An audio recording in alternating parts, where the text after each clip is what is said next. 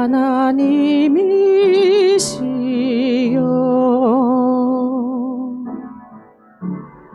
나의 모든 죄를 도말하소서. 주의 자비를 쫓아 내 죄악을 깨끗이 씻기소서.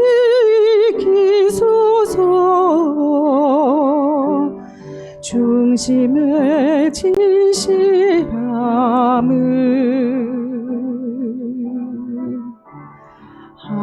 하나님께서 원하시오니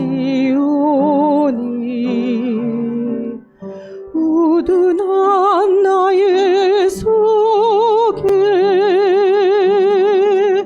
당신의 지혜를 알게 하소서.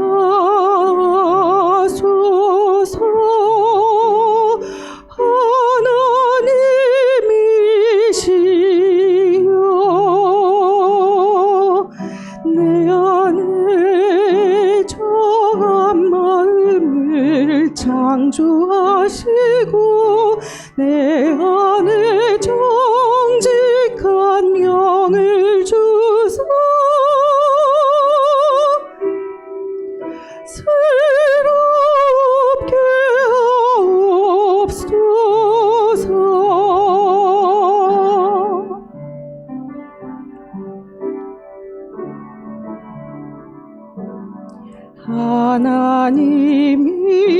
하나님이시여 나의 모든 죄를 도말하소서. 주의 자비를 쫓아 내 죄악을 깨끗이 씻기소서. 중심의 진실함을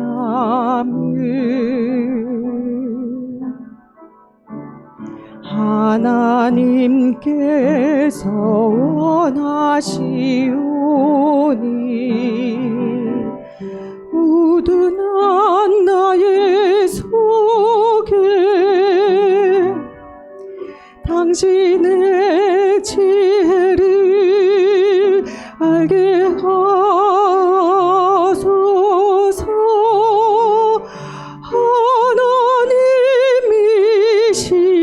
하나님이시여 나를 웃을초로 정결케 하시고 주님의 구원의 즐거움을 내게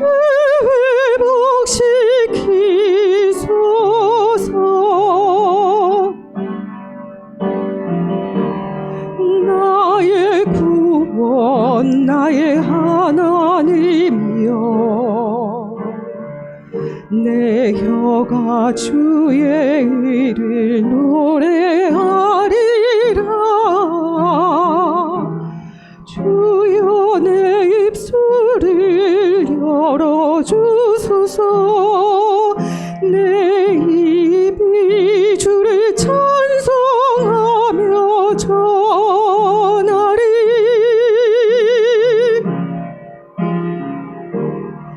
나의 주 하나님이시여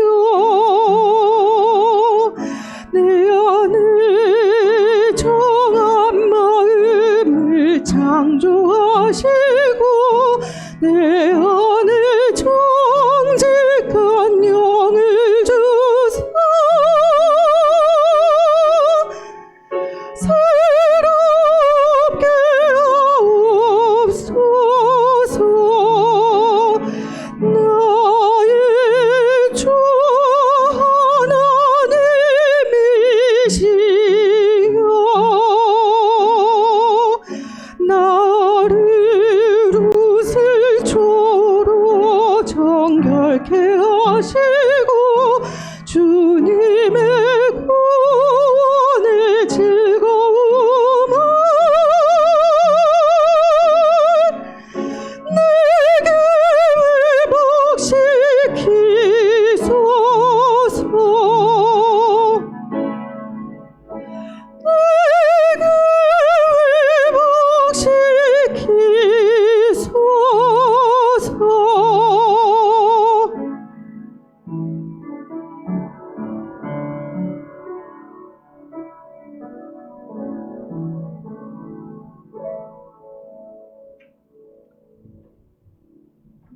아멘.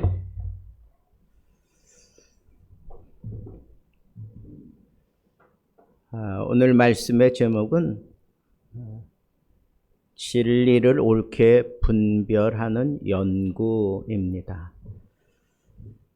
여러분, 건물을 지을 때 제일 중요한 것이 뭐라고 생각합니까? 설계, 화려하게 외관을 꾸미는 겁니까? 아니면 그 안에 인테리어를 아주 화려하게 하는 겁니까? 아니면 그 건물을 통해서 뭔가 이 건물은 이런 건물이다. 그래서 어떤 상징적인 것을 얼마나 잘 매치시켜서 그렇게 세우는 거, 그게 중요합니까? 누가 뭐라 그래도 건물을 지을 때 제일 중요한 건 기초 작업입니다. 기초 작업. 예전에 이 고층 아파트를 짓겠다고 이 재건축하는데 이 포크레인 기중기 이런 것들이 상당히 높게 올라가서 한참 공사를 시작한 지 꽤 됐는데 눈에 보이는 게 없는 거예요. 눈에 보이는 게. 그렇다고 건물 안 짓는 게 아닌데 밤낮 인부들이 거기 막을 쳐놓고 들락날락거리고 차도 그냥 왔다 갔다 하고 공사 차량이.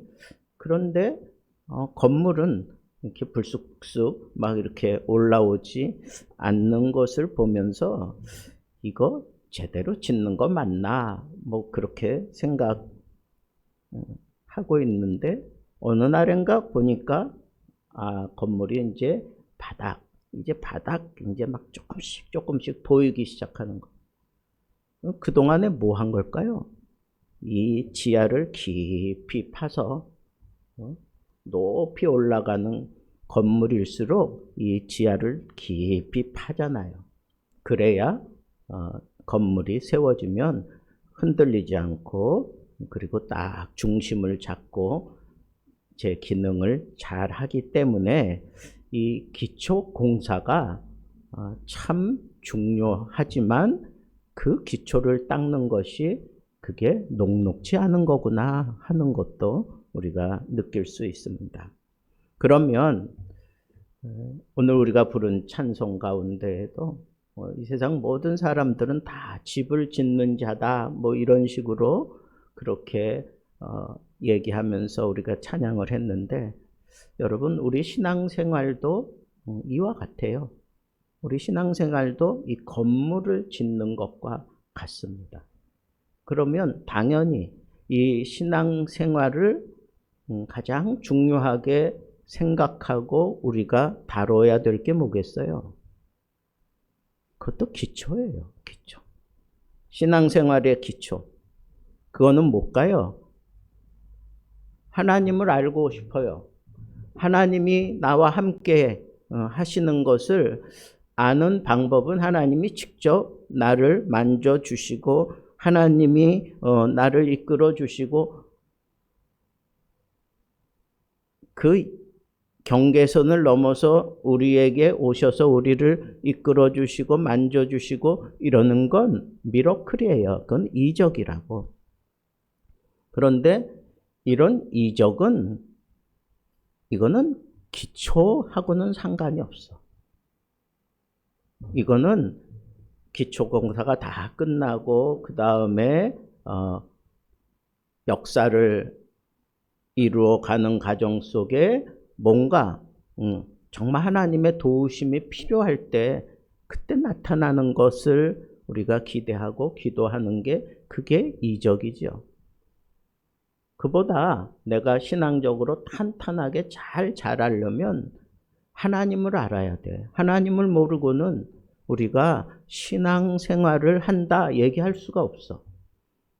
그 신앙생활을 하나님을 알아가면서 하는 건데 하나님을 알려고 하면 하나님이 주신 말씀을 통해서 우리는 하나님을 알아가는 거예요.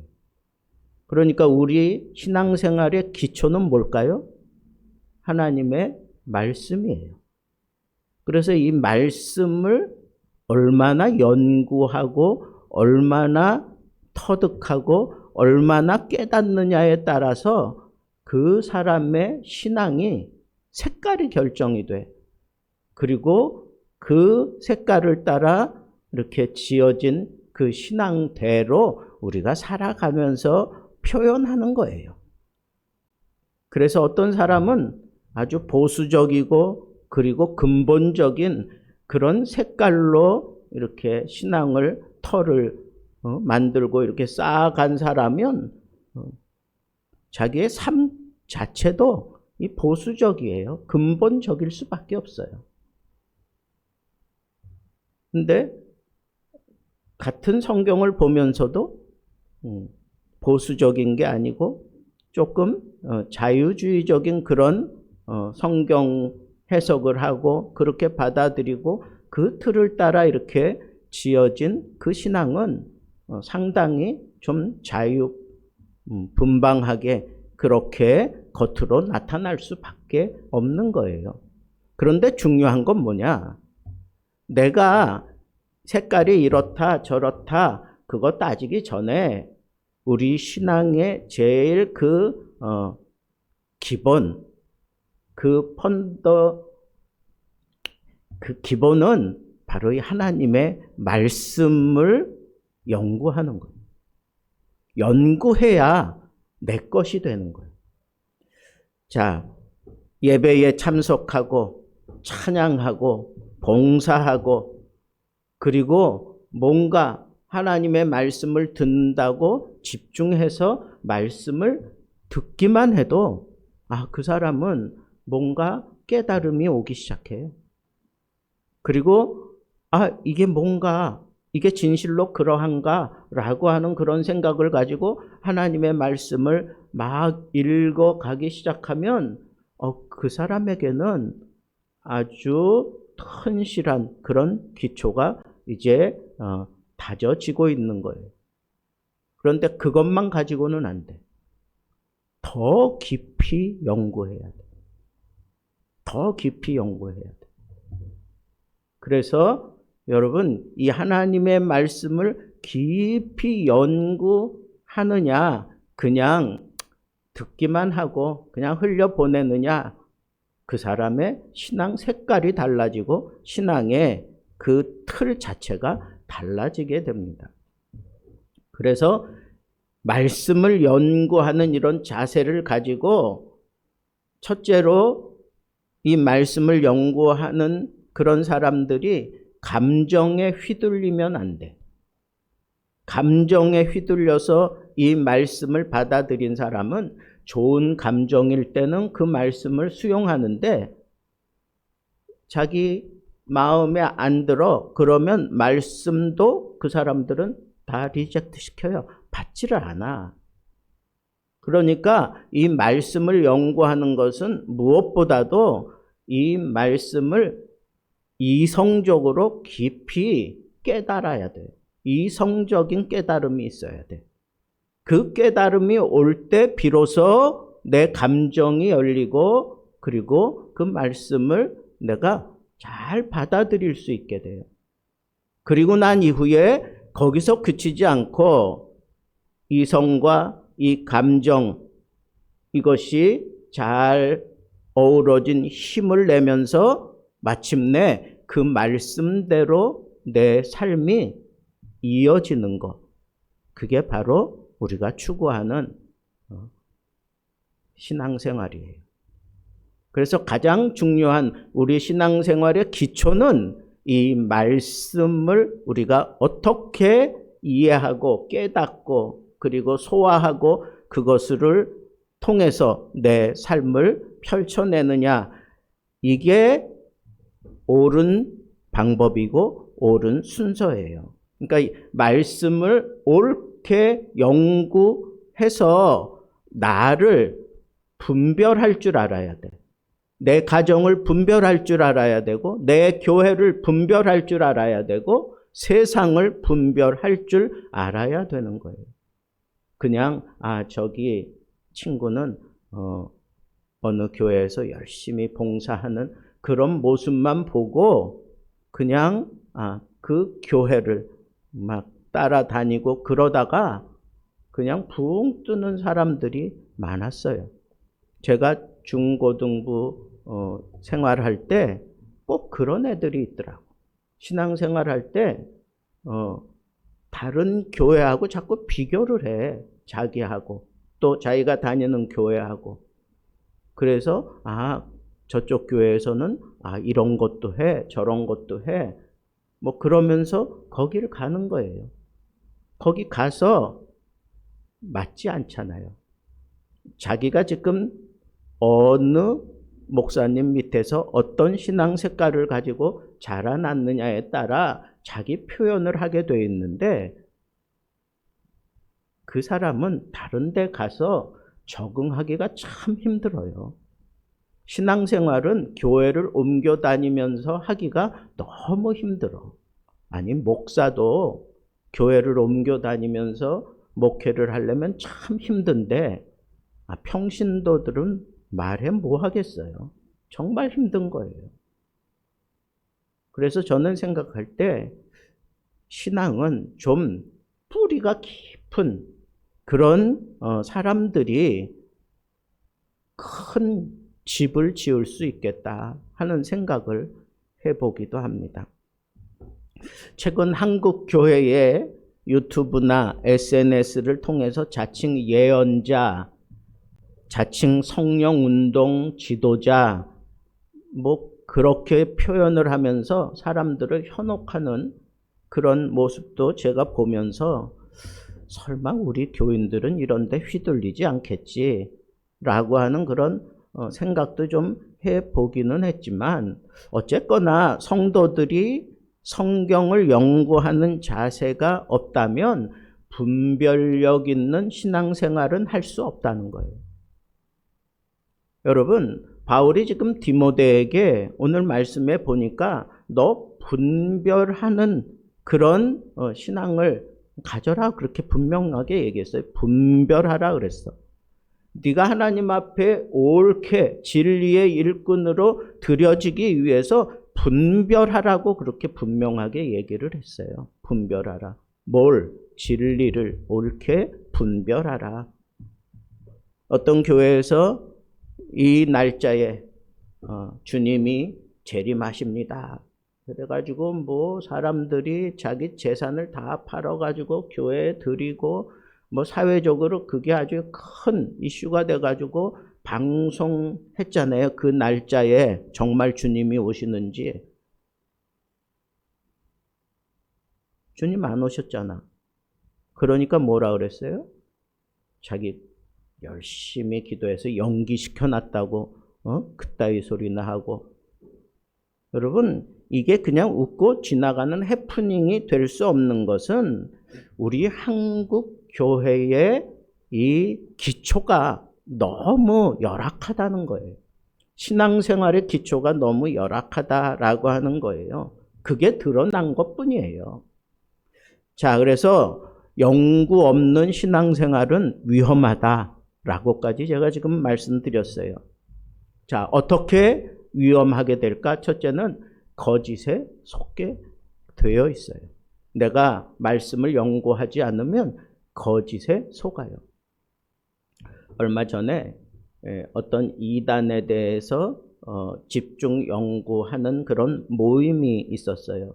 그 중에 저도 한 부분을 발췌해서 발표하는 시간을 2시간 동안 그렇게 가진 적이 있는데 저에게 주어진 그 부분을 나름대로 이렇게 찾아서 쭉 정리해 보니까 아니 이런 수준의 사람들이 현혹을 당한단 말이야?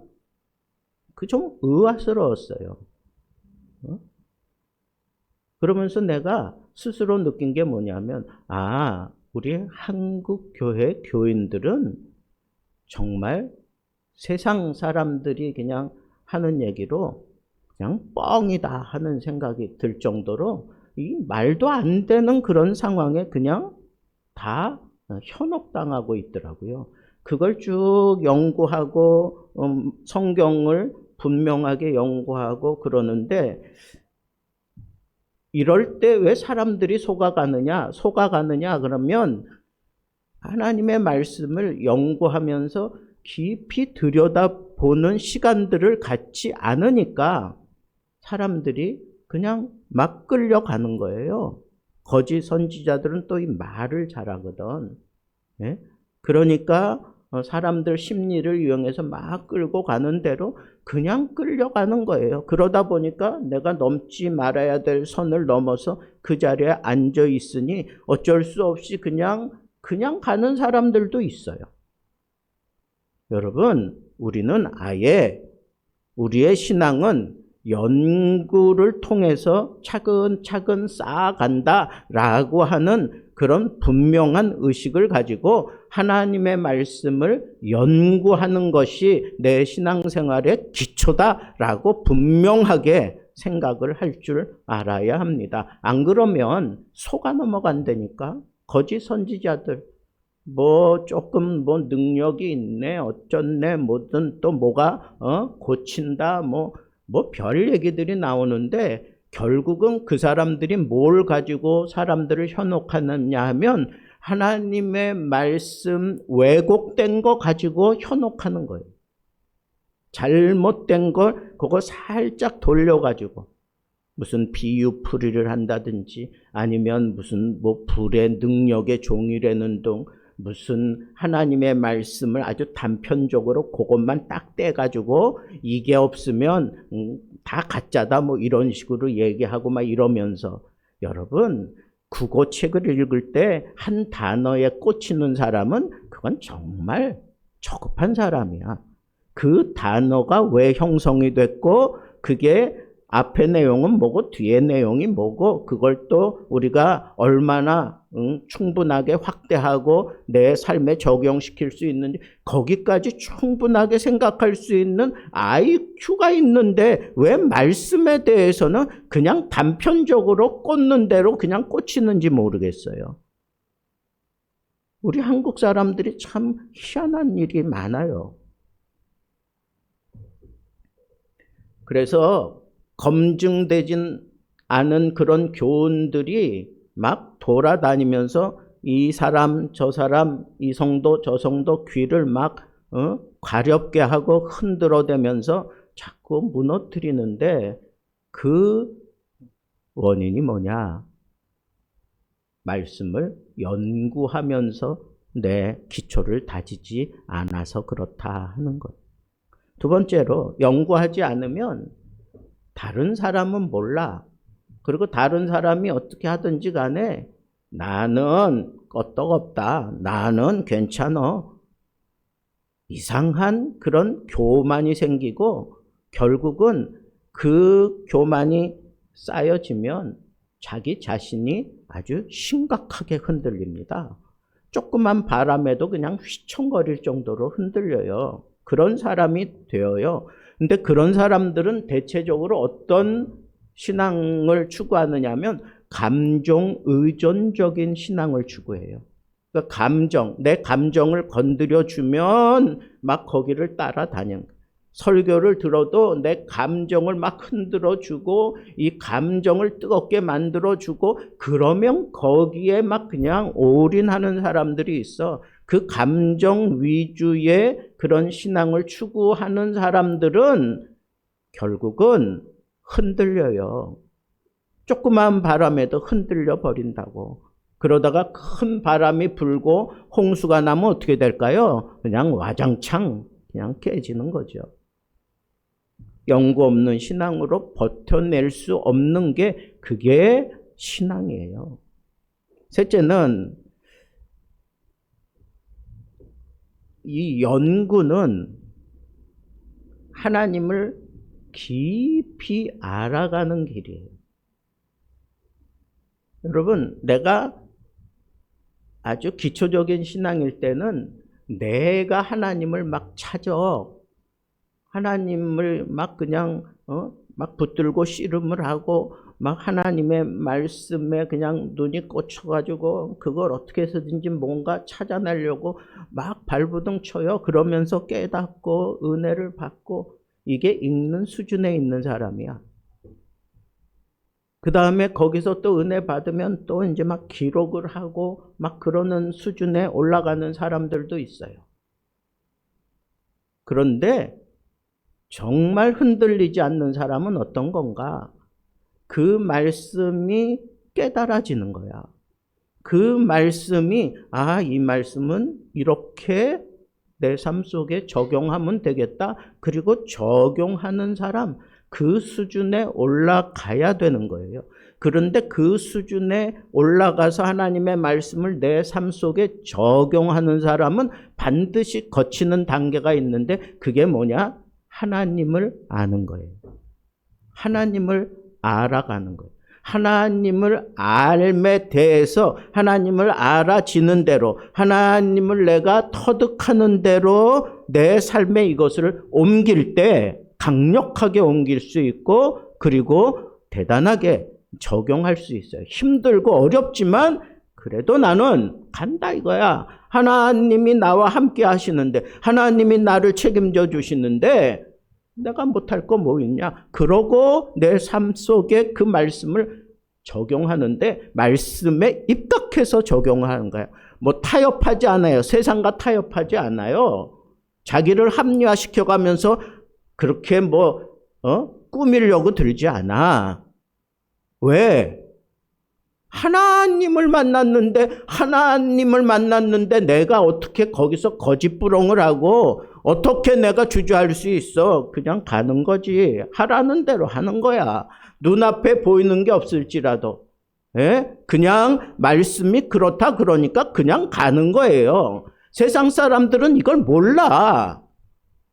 그냥 그거는 그냥 무식한 신앙이다 아니면 막무가내 신앙이다 그러는데 여러분 그렇게 다 몰아쳐진 거 아니에요. 그게 아니야. 이 사람들은 말씀을 연구해 보지 않았잖아. 이 말씀을 연구하는 과정 속에 단계를 올라가다가 하나님이 직접 깨달아지는 그 순간에는 그때는 나는 없어지는 거야. 그 말씀이 나를 주장하고 말씀이 나를 이끌어 가니까 여기는 그냥 물인데 물속에 그냥 내가 발을 담그면 나 빠질 수밖에 없는 거 뻔히 알지만 그냥 오라고 하신 그 말씀에 힘입어서 그냥 걸어가는 거라니까 물 위를 베드로처럼.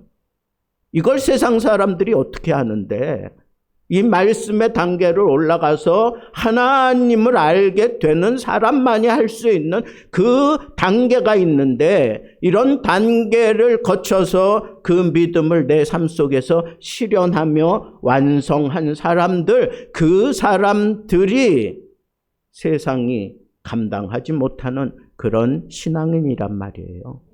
그걸 어떻게 뺏어가? 그 신앙을 누가 무너뜨릴 수 있어? 하나님의 말씀을 그래서 우리는 깊이 연구하며 차근차근 그걸 쌓아가야 하는 거다 하는 겁니다. 오늘날 한국 청년들의 가장 큰 고민에 대해서 어떻게 살아야 할까 하는 거예요. 헬조선이라는 그런 단어가 자연스럽게 지금 사회에 퍼지고 있어요. 청년들이 취업하기가 너무 힘들어. 결혼하기가 너무 힘들어. 요즘 여성들 결혼 정년기가 30, 4, 5세 이러는데 이거는 그만큼 결혼하기가 힘들어졌다는 반증이에요. 그만큼 결혼을 하려면 나의 한 부분을 내려놔야 결혼이 되잖아. 그렇지 않아요? 내가 지금까지 살아왔던 그 패턴 그걸 그대로 유지하면서 배우자를 만나겠다? 그리고 배우자와 함께 삶을 풀어가겠다? 아니요. 그건 결혼이 아니야. 결혼은 둘이 하나가 되는 거야. 그러면 반반씩은 서로 내려놔야 되는데 그걸 내려놓기 싫어. 이 시대는 남자도 그렇고 여자도 그렇고. 그러니까 점점 결혼 연령이 높아져 가고 결혼하는 게 힘들어지는 거예요. 우리 크리스찬들도 마찬가지예요. 이만큼 가치관이 혼란해졌어요. 취업도 그래, 결혼도 그래, 삶의 가치관이 막 그냥 요즘처럼 혼란한 때가 없는 것 같아요. 그런데요, 말씀을 붙들고 연구하는 청년들은 달라요. 어떻게 다르냐? 시편 119편 105절에 주의 말씀은 내 발의 등이요 내 길의 빛이다 그랬어요. 그러니까 자기 길에 대해서 자기 마음, 자기 생각, 자기 어떤 스펙을 가지고 가지 않아. 뭘 들고 가는 거야? 등, 말씀의 등. 내가 가야 될 그 길에 말씀으로 빛을 비춰서 그 길을 따라가는 거예요. 이게 다르다고, 이게. 그러니까 이 말씀을 통해서 하나님을 터득하고 이해하고 깨달아진 그런 청년들은 아무리 세상이 뭐 지지고 볶고 뭐 엎어지고 난리 법석을 떨어도 말씀의 등을 들고 흔들림 없이 갈 길을 제대로 간다는 거예요. 우리가 길러내야 되는 청년들은 바로 이런 청년들이에요. 청년들이 우리 교회에 막 몰려든다면, 하나님이 막 그렇게 청년들을 쏟아 부어주신다면 저는 이거 할 거예요. 말씀으로 이 청년들에게 연구하는 그런 청년들로 만들어 놓을 거예요. 한 청년이 매일 성경을 연구하며 돈이 전부가 아니다, 정직과 성실이 우선이다 라고 하는 그런 깊은 깨달음을 얻었습니다. 그리고 그 말씀대로 살아보려고 막 발버둥 치면서 경쟁 사회 속에서 말씀을 따라 내가 정직을 지키고 사람들을 무시하지 않고 그리고 이 의리를 지켜가는 통에 나중에 사람들이 그 청년을 인정해 주게 되었습니다. 근데 그 청년은 자기가 잘나서가 아니라 나는 그저 말씀을 따라왔을 뿐입니다 라고 그렇게 간증했습니다. 여러분, 말씀 연구가 도대체 뭡니까?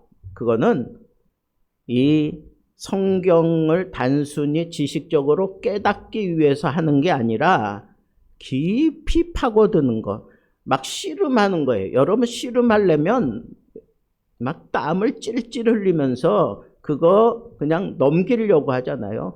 그런 대단한 싸움이 있어야 돼. 여러분, 성경을 이해하기 위해서 깊이 여러분 싸움해 본 적 있어요?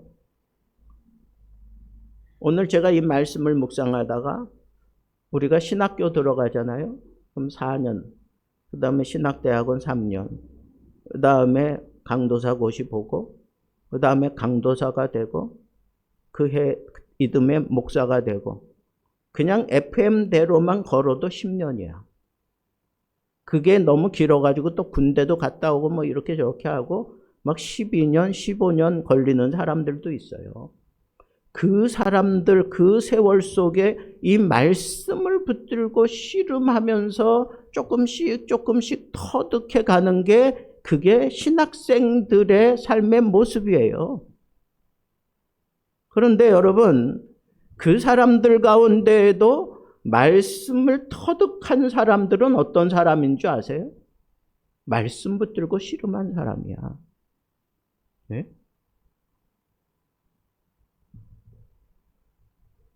신학교 다닐 때도 보면 뭐 때르르렁 종치면 이제 뭐 나가서 매점도 가고 뭐 여기저기 다니고 뭐 그러잖아. 근데 그냥 주야장창 자기 자리에 앉아가지고 그 하나님 말씀 또 경건 서적 막 그것만 읽고 있는, 지금도 그런 친구들은 눈에 선한데 그 사람들이 어떻게 목회하고 그 사람들이 어떻게 유명한 사람들이 되고 저는 그거 관심 없어요. 그냥 그 말씀 붙들고 그 씨름하는 그 모습으로 버팅기고 있는 그 모습을 하나님이 귀하게 보셨으리라고 나는 믿어 의심치 않아요. 그 사람이 한 사람만이라도 제대로 말씀으로 길러냈으면 그 길러진 사람이 이 한국 사회를 확 뒤집어 놓고 바꿔놓을 수 있다고 저는 생각해요. 그게 하나님의 능력이고 말씀의 능력이니까. 그래서 우리는 적어도 이 말씀을 연구하려면 깊이 터득하기 위해서 본문을 좀 바로 이해하는 그런 연구를 해야 돼. 이게 무슨 뜻인지, 왜 예수님 당시에는 이런 말씀을 하셨을까? 그 당시에는 이게 어떻게 통용이 됐을까? 그 성서적인 배경도 찾아보고, 그리고 저자는 이것을 무슨 의도로 얘기했을까? 뭐 등등의 그것을 규명하기 위해서 연구하는 거예요. 그리고 더 나아가서는 이 말씀이 정말 진실로 그러한가라고 그렇게 막 의문을 던져가면서 깊이 연구하는 거예요. 요즘 이단들이 이 문맥은 뭐 상관없이 그냥 단어 하나 가지고 그거 가지고 막 그냥 이렇게 뒤집고 저렇게 뒤집어서 사람들을 현혹하잖아요. 그러니까 연구하지 않으면 속을 수밖에 없다 그랬잖아요. 그 다음에 삶에 적용해야 돼. 연구를 했으면 삶에 적용하는 단계까지 가야 되는 거예요. 내가 하나님의 말씀을 연구하고 깨달아진 걸 그냥 내 속에 사장시키라고 하나님이 깨닫게 해주신 말씀은 없어.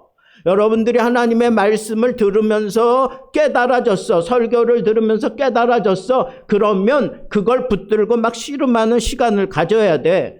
그냥 여러분들 마음속에 새겨놓으라고 착착 그냥 도서관에 책 쌓듯이 그렇게 쌓아놓으라고 주시는 하나님의 말씀은 없어요. 그 말씀을 깨달아진 대로 내 삶 속에 적용하라고 주시는 말씀이라고. 바울이 얘기하잖아요. 너 이렇게 분별하고 연구해서 너 자신을 하나님 앞에 드리기를 힘쓰라. 이게 무슨 얘기예요? 너 깨달아졌어? 그러면 네 몸으로 그 깨달아진 것을 풀어내라는 거야. 네 몸으로, 네 마음으로, 네 생각으로, 네 판단으로 그걸 하나님 앞에 그대로 드려라 이거야. 그 말씀대로 헌신하라. 깨달아졌어? 그러면 네 몸으로 헌신하라. 네 마음으로 헌신하라 이거야. 연구의 목적은 사람 앞에 뽐내기 위해서가 아니라 하나님 앞에 인정받기 위해서인데, 그 인정받는 것은 내 마음으로 하나님 내가 깨달았습니다. 내가 잘못했습니다. 내가 하나님 앞에 돌아오겠습니다. 펑펑 울고 그걸로 끝나면 그건 진정으로 하나님이 원하는 모습이 아니야. 깨달아졌으면 어떻게 돼? 돌아가야지. 탕자가 깨닫잖아. 깨달았어. 내 아버지 집에는 먹을 것도 많고 사람도 많은데 차라리 내가 품꾼의 하나가 되자라고 생각하고 깨달아져서 어떻게 했어? 돌아서서 가잖아, 아버지한테. 그의 마음은 아들로서 간 게 아니야. 종으로서 그저 목숨 연명하고 싶어서 그냥 간 거예요. 그래서 아버지가 와서 껴안아줬을 때 뭐라 그래요? 이제부터는 나는 아들이 아닙니다. 나는 종입니다. 라고 그렇게 고백하잖아. 여러분, 진정한 하나님의 말씀을 연구하고 깨달아졌으면 그걸 내 삶 속에 실행해야 돼요. 그렇게 되지 않으면 연구의 목적이 잘못된 거다 이거예요. 여러분, 오늘날 이 한국 교회의 심각한 위기는 바로 이렇게 연구 없는 신앙생활을 해왔기 때문에 그래요. 연구 없었기 때문에 신앙이 그냥 피상적이야. 그 말씀이 느껴지기는 하는데 그것은 나하고 상관없다고 생각해. 그럴 수도 있지라고 생각하지, 그게 내 삶 속에서 내가 지금 그렇게 풀어내야 되는 그런 말씀이라고 생각하지 않는 거예요. 그래서 우리 한국 교인들은 외국 신학자들이 와서 이구동성으로 하는 얘기가 그거야. 한국 교인들은 귀만 커졌대, 귀만. 듣기만 잔뜩 들어가지고 귀만 커졌대. 그리고 실행을 하지 않는다는 거예요. 외국 사람들은요, 조그만 거 하나라도 깨달아졌으면 그걸 실행해. 그걸 그대로 실행해. 깨달아졌어? 그러면 그걸 실행해. 내가 잘못 생각하고 있었어. 내가 오늘 내 생각 이렇게 스케줄 다 잡아서 그냥 그렇게 가려고 하는데 깨달아졌어. 거기 머물러라. 그 자리를 지켜라. 그게 깨달아졌으면 이거 아무리 중요한 계약 100억이고 1000억이고 그거 아랑곳하지 않고 하나님의 말씀, 깨달아진 그 하나님 말씀 거기에 자기 인생을 걸어요. 그게 실행력 있는 신앙이야. 외국 사람들은 그래. 그런데 한국 사람들은 그냥 깨닫기만 해. 잔뜩 그냥 귀가 커져가지고 속으로 그냥 잘난 척만 하고 있다고.